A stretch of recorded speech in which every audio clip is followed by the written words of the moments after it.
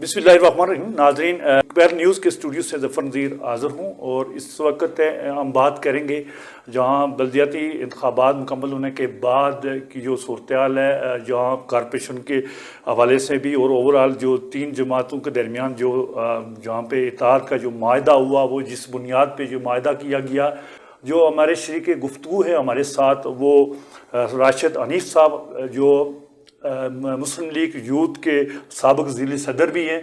बहुत शुक्रिया राशिद साहब, आपने हमें टाइम दिया। इस हवाले से आपसे बात करेंगे क्योंकि आपकी जो जमात है मुस्लिम लीग नून, उसके शाह गुलाम कादर साहब जिन्होंने भी इस माहदे पे दस्तखत भी किए, और इसके साथ साथ जो जम्मू कश्मीर पीपल्स पार्टी के जो सरबराह हैं हुसन इब्राहिम साहब, और इसके साथ साथ पाकिस्तान पीपल्स पार्टी के चौधरी यासीन साहब, इन तीनों के जो आज़ाद कश्मीर लेवल पर ये माहदा तय पाया, और इस हवाले से भी आप बात करें कि कहाँ तक ये माहदा कामयाब रहेगा। बिस्मिल्लाहिर्रहमानिर्रहीम। बहुत शुक्रिया ज़फ़र साहब मुझे टाइम देने का। जो पार्टी के जो फ़ैसले होते हैं वो पार्टी के वसीतर मफाद के लिए होते हैं।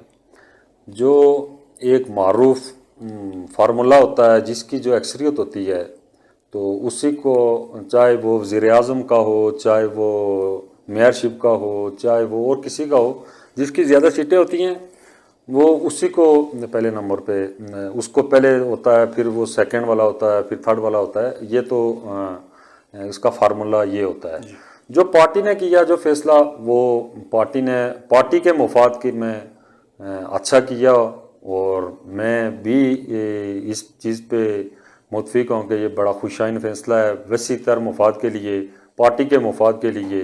ये शाह गुलाम कादर साहब ने एक अच्छा फैसला किया। मुस्लिम लीग नून की जो टिकट से तीन जो उम्मीदवार कामयाब हुए, तो इनकी कामयाबी के पीछे भी एक बड़ा किरदार यहाँ पे मौजूद था।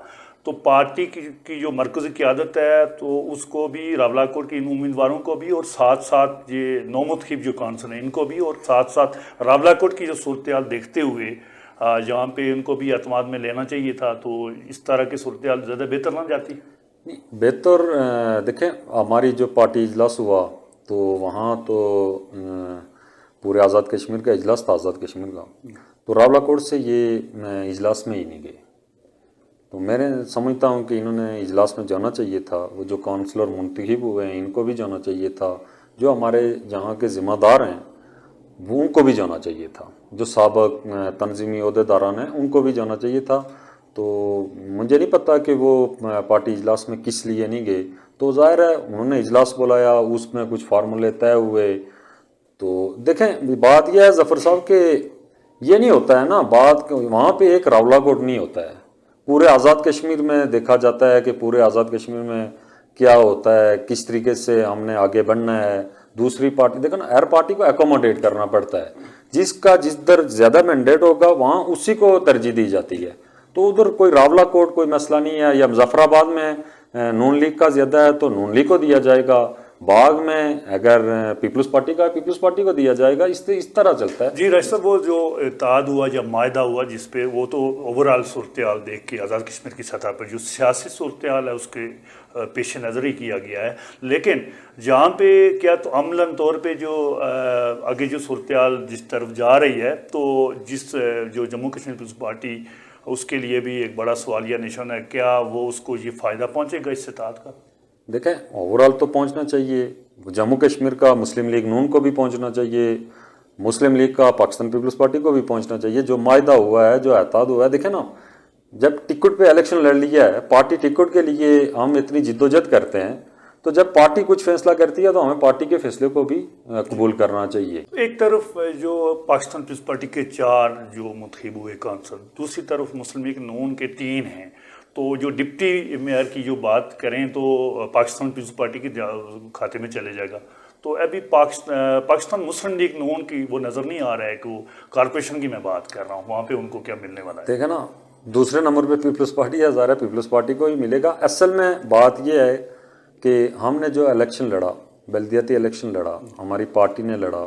जम्मू कश्मीर पीपल्स पार्टी लेती है 600, तहरीक इंसाफ लेती है 4200 या 4500 वोट लेती है, और पाकिस्तान पीपल्स पार्टी लेती है 3400 या 3500 वोट लेती है, और मुस्लिम लीग नून लेती है 2700-2800। ये हमने ये भी देखना चाहिए ना कि हमारी अपनी क्या मिस्टेक है। ہم اگر صحیح منظم طریقے سے الیکشن لڑ جاتے تو ہماری 7-8 سیٹیں ہوتی، لیکن یہاں پہ ایسا نہیں کیا گیا، یہاں پہ کارکنوں کو کچلا گیا۔ اب تو بلدیاتی الیکشن آ گئے ہیں نا، پہلے تو یہ تھا نا کہ اسمبلی میں ٹھیک ہے جی، کوئی ایک اسمبلی کا الیکشن لڑتا ہے تو باقی بس ٹھیک ہے، ایک کو ہی ٹکٹ ملے گا۔ اب ہر محلے میں، ہر گاؤں میں، ہر علاقے میں آپ نے لوگوں کو، جو کارکن ہیں ان کو سیریسلی لینا پڑے گا، نہیں تو یہ جو حال ہے اس سے بھی برتر حال ہوگا ہمارا۔ پی ڈی ایم کے حوالے سے جب اسی دوران لطیف اکبر صاحب جنہوں نے راولا کوٹ کا دورہ کیا تھا، تو ایک سوال کے جواب میں انہوں نے کہا تھا کہ یہ اوپر لیول تک کوئی اتحاد نہیں ہے، کہ یہاں پہ مسلم لیگ نون اور پاکستان پیپلز پارٹی آپس میں بات کر کے طے کر کے تو امیدوار بھی بٹھا رہے تھے ایک دوسرے کے مقابلے میں۔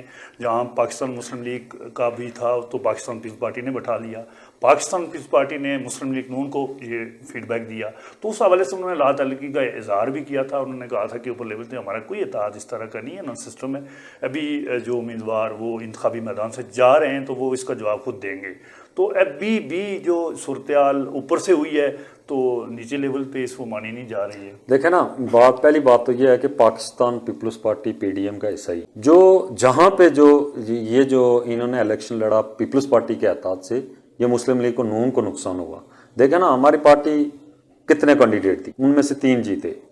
ہماری پارٹی پیپلز پارٹی نے، جن کا پیپلز پارٹی کا جو ٹکٹ ہولڈر ہیں، سابق صدر ہیں، وہ 3000 ووٹ لیتے ہیں، تو وہ ہم سے آگے نکل گئے، ہم 6000 6500 7000 ووٹ لیتے ہیں، ہم پیچھے چلے گئے۔ تو پیپلز پارٹی کو فائدہ ہوا، ہمیں نقصان ہوا۔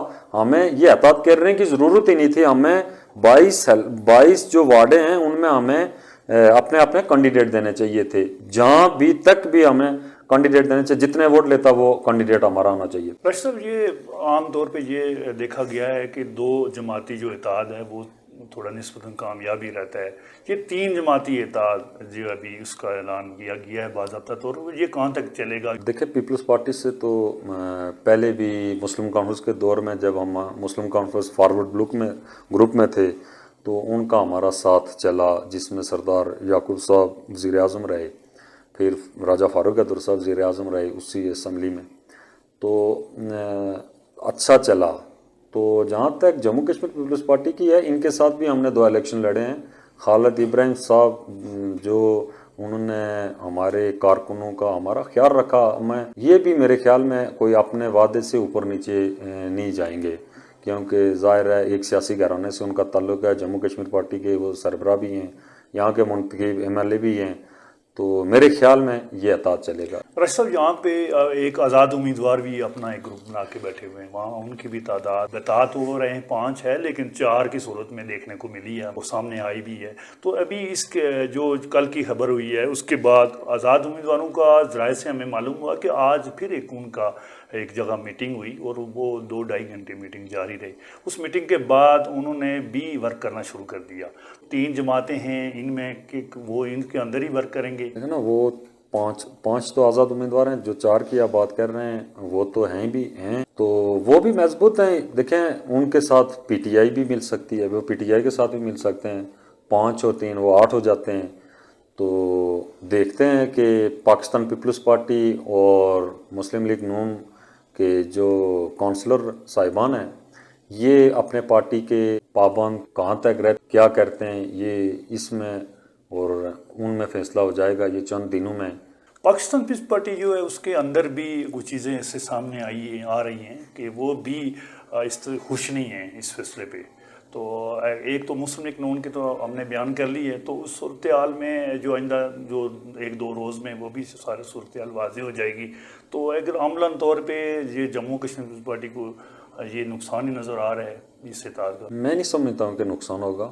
ظاہر ہے پارٹی کے، دیکھیں، جو پارٹی کے کارکن ہوں گے، جو پارٹی میں رہنا چاہتے ہوں گے، وہ پارٹی کا فیصلہ قبول کریں گے، وہ چاہے پیپلز پارٹی ہے چاہے مسلم لیگ نون ہے۔ ہاں، وہ لوگ اگر جو پارٹی میں نہیں رہنا چاہتے ہیں، وہ کوئی اپنے مستقبل کے بارے میں کچھ اور فیصلہ کرنا چاہتے ہیں، تو وہ تو ظاہر ہے پارٹی کے فیصلے کو قبول نہ کریں گے، تو وہ زیادہ تر پارٹی فیصلے کو ہی قبول کریں گے۔ راشد صاحب، اگر ان کیس کوئی یہ پارٹی فیصلے کو نہیں کرتے، چاہے پاکستان مسلم لیگ ہے یا پاکستان پیپلز پارٹی ہے، تو اس کے بعد پارٹی ان کے خلاف کیا کارروائی؟ دیکھیں، جو پارٹی ٹکٹ، جن کو پارٹی ٹکٹ ملے ہوئے ہیں یا یہاں کے جو ذمہ داران ہیں، وہ ان کو شوکاز نوٹس جاری کرے گی۔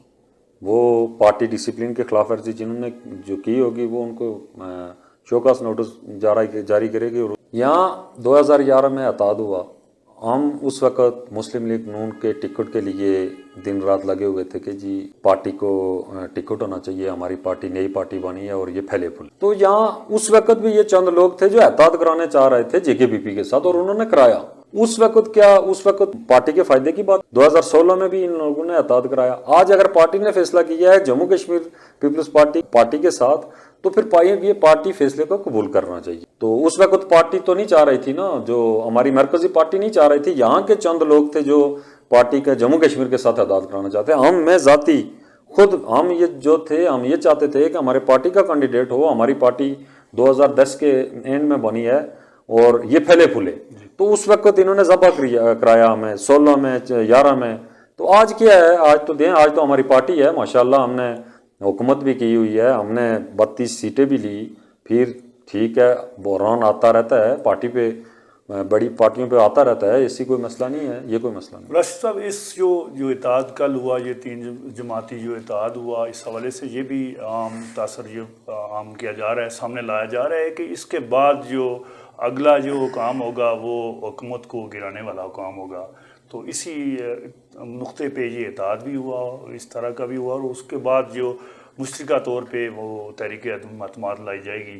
तो ये कहाँ तक ये हकीकत है? जी, ये भी हकीकत है। ज़ाहिर है पार्टी देखे ना, ये उन्होंने जो कायदीन है, जो तीनों पार्टियों के कायदीन हैं, उन्होंने बैठ के मशावरत करके तो कुछ फ़ैसला किया।